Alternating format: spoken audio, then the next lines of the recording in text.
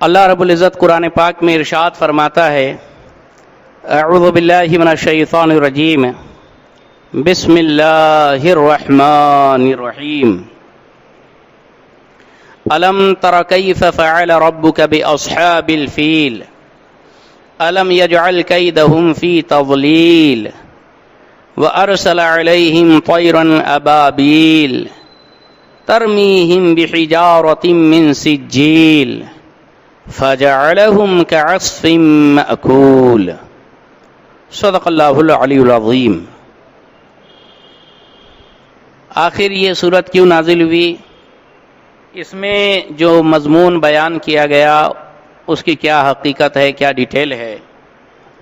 مفسرین کرام فرماتے ہیں اللہ کے رسول صلی اللہ علیہ وسلم سن 570 میں پیدا ہوئے، 12 ربیع الاول شریف کو پیدا ہوئے۔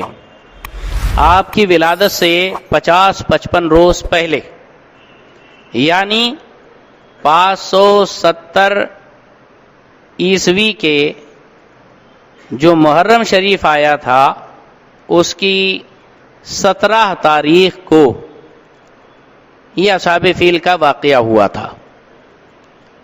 اس کے پیچھے حقیقت یہ ہے، یمن کے اندر جس کو آج عمان کہا جاتا ہے، اس کی راجدھانی صنعاء، جہاں پر راجہ رہتا تھا جس کا نام تھا ابرہا، وہاں کے جو بھی راجہ رہتے تھے اس کی پدوی ہوتی تھی، اس کا نام ہوتا تھا ابرہا۔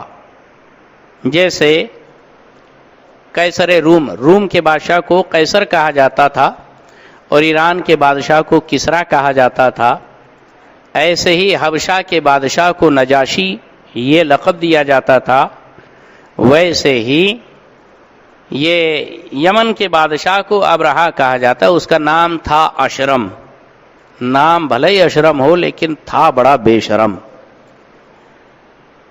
اس نے یہ سوچا کہ سارے عرب کے لوگ مکہ جاتے ہیں، مکہ میں نہ پانی ہے، نہ ندی ہے، نہ کھیتی ہے، نہ باڑی ہے، وادی غیر ذی زرع ہے، جہاں پر بے ڈھلے ہوئے پتھروں کے ٹیڑھے میڑھے بے گھڑے پتھروں کا ایک مکان بنا ہوا ہے۔ اس کو پتہ نہیں کیوں اتنی اہمیت دیتے ہیں یہ عرب کے لوگ، اور جا کر اس کی زیارت کرتے ہیں، طواف کرتے ہیں، تو اس کی بڑی جان جلتی تھی۔ اس نے سوچا کہ عرب کے لوگوں کو اپنی طرف مائل کیا جائے۔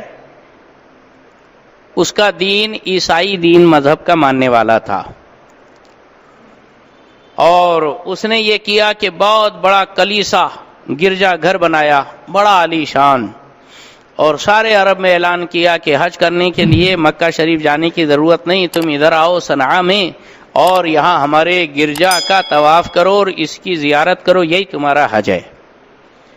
اب عرب والے جو حضرت ابراہیم علیہ السلام کی اولاد میں سے، حضرت اسماعیل علیہ السلام کی اولاد میں سے، وہ جو اپنی ہسٹری اور اپنے باپ داداؤں کی تاریخ سے واقف تھے، وہ بھلا اس کی من گھڑت اور اپنی بناوٹی عبادت گاہ کی کیا حیثیت سمجھیں گے؟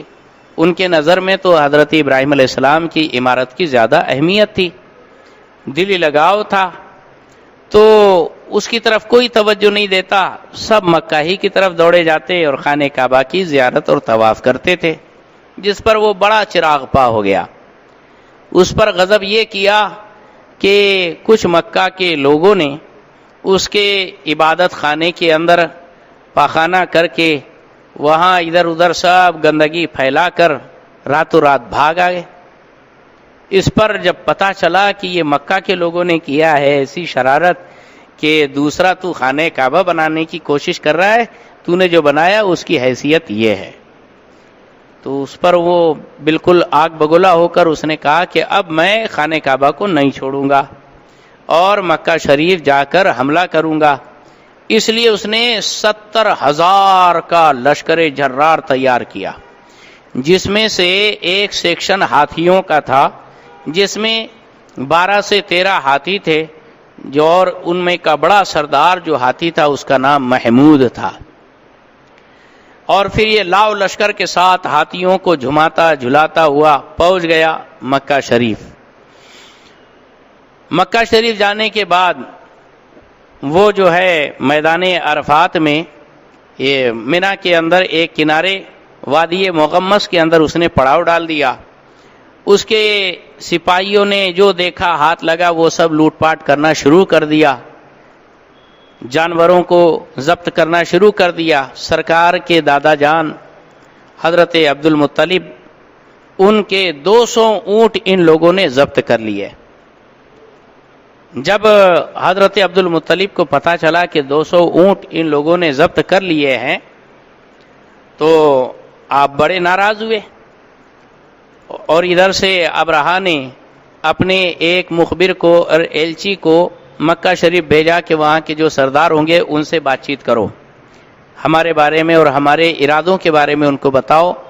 وہ اگر کبھی لڑائی جھگڑے پر اتارو ہوں گے تو پھر لڑ لیا جائے گا، اور اگر لڑائی جھگڑا نہیں چاہتے تو ان کو میرے پاس لانا، میں ان سے گفتگو کر لوں گا. یہ حساب سے بادشاہ کا ایلچی جب پہنچا حضرت عبد المطلب کی بارگاہ میں اور جب بتایا کہ بادشاہ لاؤ لشکر کے ساتھ آیا ہے خانہ کعبہ کو توڑ پھوڑ کرنے کے لیے، مسمار کرنے کے لیے، حضرت عبد المطلب نے کہا کہ ہم تو اس سے لڑ بھی نہیں سکتے اور ہماری اتنی طاقت بھی نہیں ہے کہ 70,000 کے لشکر جرار سے یہ 100-200 مکے کے رہنے والے لڑ لیں. ایسا تو پاسبل نہیں ہے، ہم تو لڑنا نہیں چاہتے ہیں. تو جب دیکھا کہ بھئی یہ تو لڑنے کے لیے تیار نہیں ہے تو کہا چلو پھر بادشاہ سے ملاقات کرتے ہیں. بادشاہ کے پاس گئے جیسے ہی تو بادشاہ اپنے تخت تاج سنہاسن پر بیٹھا ہوا تھا. حضرت عبد المطلب کو دیکھا، پیشانی میں نور مصطفیٰ تھا، چہرہ ایسا باروب تھا. حضور کے دادا جان پھر کیسے ہوں گے؟ دیکھتے ہی ایسی ہیبت آئی کہ اپنا تخت سنہاسن چھوڑ کر نیچے اتر آیا، اور جہاں حضرت عبد المطلب بیٹھے تھے ان کے ساتھ میں کرسی پر، بڑے سے میز پر وہ خود بھی بیٹھ گیا اور صوفے کے اوپر، اور حضرت عبد المطلب سے بات چیت کرنے لگا. کہا کہ میں آپ کے عبادت خانے اور خدا کے گھر مکہ شریف کے اندر جو خانہ کعبہ ہے اس کو توڑنے کے لیے آیا ہوں. حضرت عبد المطلب نے فرمایا کہ میں اس کے لیے تو نہیں آیا تمہارے پاس، میں تو اپنے 200 اونٹ لینے کے لیے آیا ہوں. بادشاہ نے کہا کہ آپ جیسے ہی اندر آئے تو اتنا امپریس ہوا تھا کہ اپنی جگہ چھوڑ کر آپ کے پاس آ کے بیٹھ گیا. کبھی میں ایسا نہیں کرتا، لیکن جب آپ نے بات کہی 200 اونٹ کے واسطے آپ میرے پاس آئے تو مجھے بہت ہی افسوس ہوا کہ آپ اس خانہ کعبہ کے بارے میں بات نہیں کر رہے جس کی وجہ سے آپ کی شان و شوکت ہے، عظمت ہے، عزت ہے، اور 200 اونٹ کے بارے میں بات کر رہے ہیں. تو حضرت عبد المطلب نے فرمایا حضور کے دادا جان نے اونٹوں کا مالک میں ہوں، مجھے اس کی فکر ہے. یہ خانہ کعبہ کا بھی مالک ہے اللہ، وہ خود اس کی حفاظت فرما لے گا. تو جان اور اللہ جانے، بس مجھے میرا اونٹ دے دے. کہا کہ چلو ان کے سارے جانور واپس کر دیے جائے. اب حضرت عبد المطلب تشریف لے گئے، جو دیکھ لیا کہ بالکل اس کی نیتیں بالکل خراب ہیں. مکہ کے ذمہ داروں کو، بڑے لوگوں کو جمع کر کے خانہ کعبہ کے دروازے کے پاس جا کر اللہ کی بارگاہ میں فریادیں کی، بہت دعائیں کی. دعائیں کرنے کے بعد کہا کہ چلو پہاڑوں پر چڑھ جاؤ اور چوٹیوں کے اوپر چھپ جاؤ. اس طور پر سارے مکہ کے لوگوں نے پورے خانہ کعبہ کے آس پاس کی آبادی اور جتنی تھی وہاں کی وہ ساری آبادی خالی کر دی. اب یہ جو اٹھنے کے بعد اس نے ہاتھی کو تیار کروایا اور کہا کہ کوچ کیا جائے اور پیش قدمی کی جائے خانہ کعبہ کو ڈھانے کے لیے. ہاتھی کو جیسے ہی تیار کیا گیا اور خانہ کعبہ کی طرف بڑھایا جاتا تو وہ بیٹھ جاتا. اس کو اٹھانے کے لیے گرز یعنی وہ گدا ہے بڑا لوہے کا، اس کے کھوپڑیا پہ مارتے تو بھی نہیں اٹھتا. اور محاجن یعنی وہ جو انکش ہوتا ہے وہ اس کے پیٹ میں ڈال کر بالکل اس کے اتڑیوں کو کاٹ ڈالتے تھے، لیکن ہاتھی وہیں کے وہیں تڑپتا تھا، اٹھتا نہیں تھا. لیکن جیسے ہی اس کو خانہ کعبہ سے موڑ کر ادھر ادھر رک کر کے اٹھانا چاہے فوراً اٹھ جائے، فوراً چلنے بھی لگ جائے، اور جہاں خانہ کعبہ کی طرف مکہ کی طرف موڑا فوراً بیٹھ جائے. یہ حال تھا ہاتھی کا. اب یہ ان کا سارا معاملہ کچھ چل ہی رہا تھا، سب ہاتھیوں کا لاؤ لشکر تیار ہے، 70,000 کا یہ لشکر تیار ہے اور یہ ابرہہ بھی تیار ہے کہ اچانک ایک سمت سے چھوٹی چھوٹے پرندے جن کو ابابیل کہا جاتا ہے وہ نمودار ہوئے، اتنی کثرت سے کہ دن میں دھوپ زمین پر نہیں آ پا رہی تھی، اتنی کثرت سے وہ پرندے تھے۔ ہر پرندے کی چونچ میں ایک چنے کے برابر کنکر تھا، دونوں پنجوں کے درمیان ایک ایک کنکر، یعنی 3 کنکر لے کر یہ میزائل کا لوڈیڈ طیارے کے طور پر اڑتے ہوئے سب سے پہلے قدرتی بمبار طیارے بن کر یہ ابابیل آئے، اور جیسے ہی وہ کنکر ڈالتے وہ کسی نہ کسی سپاہی کے سر پر جاتا، اس کے لوہے کا ٹوپ پھوڑ کر، کھوپڑا توڑ کر، پیٹ پھاڑ کر، ہاتھی کو پھوڑ کر زمین میں دھس جاتا، اور دیکھتے ہی دیکھتے وہ جو ہاتھیوں کا لشکر، سارے سپاہی، گھوڑے اور ہاتھی اور اونٹ جتنے تھے سب بالکل قیمے کا ڈھیر ہو گئے۔ آنے واحد کے اندر اچھا خاصا انسان، ہاتھی، آہن پوش سپاہیوں کے ساتھ موجود، ایک لمحے کے اندر بالکل قیمے کا ڈھیر، یہ حال ہو جائے۔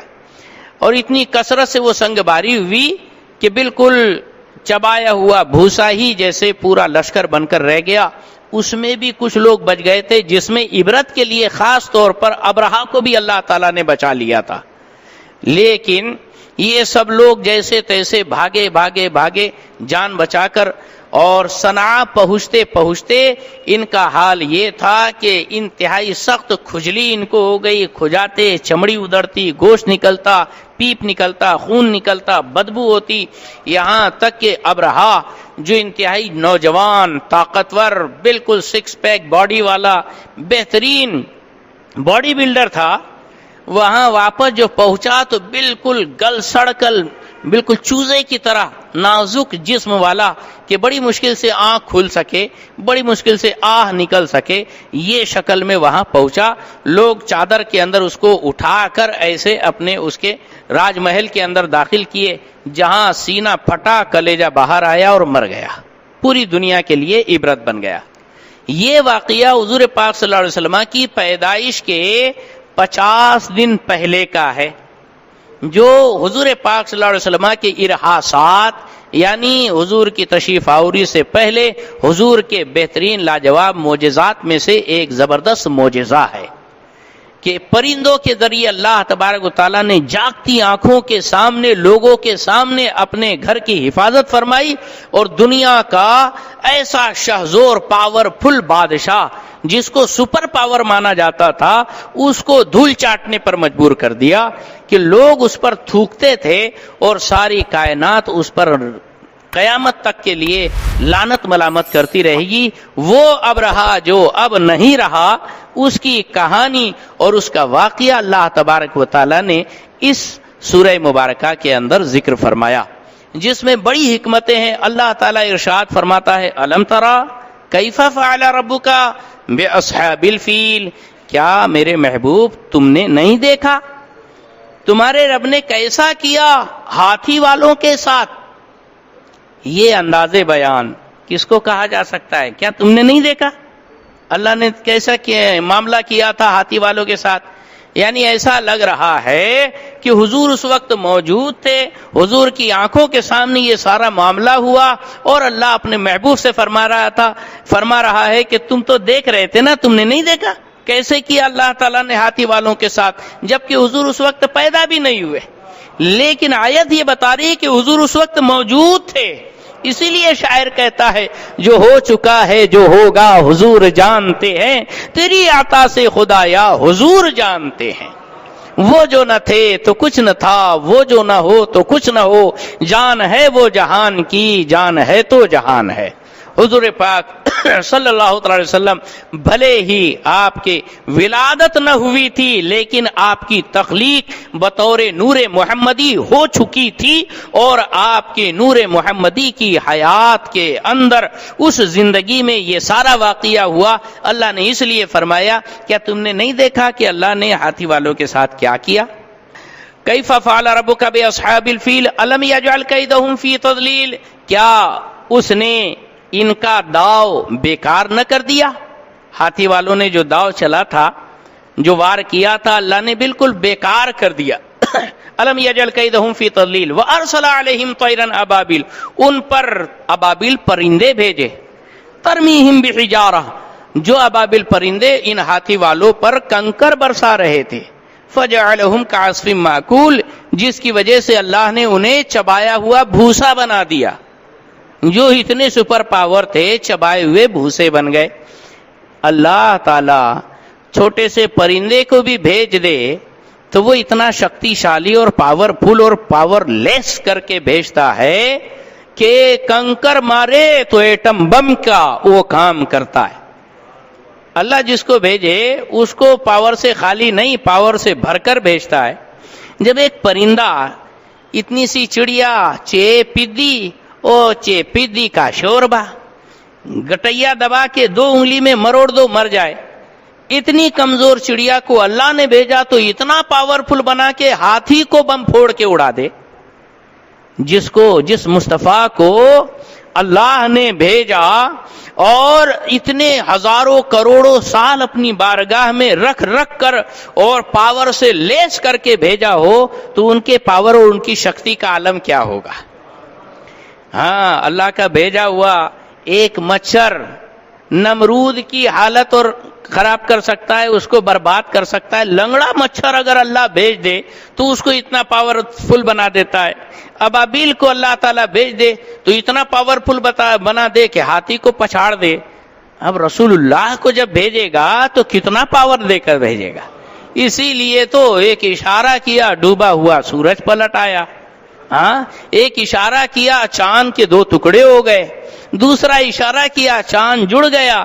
ارے جو دنیا میں کوئی نہیں کر سکتا تھا وہ ہمارے حضور کر سکتے ہیں، کیونکہ اللہ نے ان کو پاور سے بھرپور بنا کر بھیجا ہے۔ تو یہ ابابیل کا واقعہ بتاتا ہے حضور کی کیا شان ہے۔ ہاں، یہ اور بات ہے کہ وہابی دیوبندی تبلیغی جو جماعت والے ہیں وہ کہتے ہیں جن کا نام محمد علی ہے وہ کسی چیز کے مالک و مختار نہیں، معاذ اللہ۔ یہ حضور پاک صلی اللہ علیہ وسلم کی کوئی حیثیت نہیں، کوئی حقیقت نہیں۔ یہ جو ہے اپنے خاتمے کا علم ان کو نہیں ہے، بی بی فاطمہ کی بخشش نہیں کروا سکتے۔ عجیب بات اور بکواس کرتے ہیں۔ اللہ تعالیٰ سب کو ہدایت عطا فرمائے اور دین حق مسلک اعلی حضرت پر سب کو ثبات قدمی عطا فرمائے۔ الصلاۃ والسلام علیکہ یا رسول اللہ وعلی آلک واصحابک یا نور اللہ صلی اللہ تعالی علیہ وسلم۔